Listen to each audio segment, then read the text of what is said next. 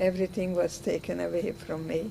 I told myself, what is there to live for, even if the war is over? I won against all odds. I am here, look at me, I am here. 75 years later, they're among the last remaining survivors of the Auschwitz extermination camp complex in Poland, telling their stories to ensure future generations never forget what they suffered. Nazi Germany and its anti-Semitic collaborators murdered some 6 million European Jews during the Second World War.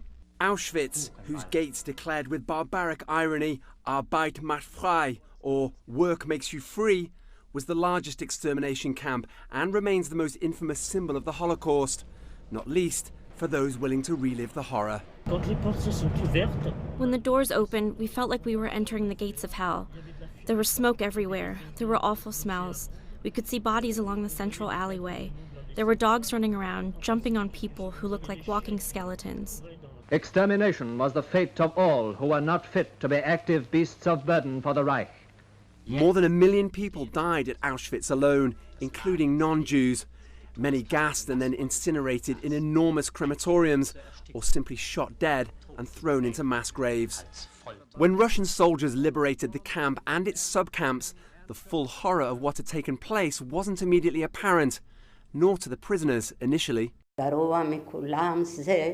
worst of all was when we heard rumors, when we asked, why don't we see anyone from our family who were separated from us by the Germans that day when we arrived? And then we knew the truth.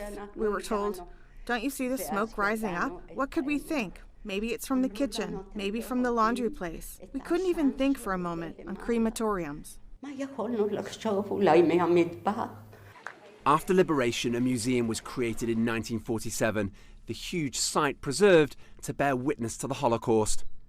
Those who survived the Holocaust settled all over the world, and their memories and evidence of what happened are preserved at memorials like this one in Washington, D.C. But they're also memorials to more recent genocides in places like Bosnia and Herzegovina, Cambodia, or Rwanda.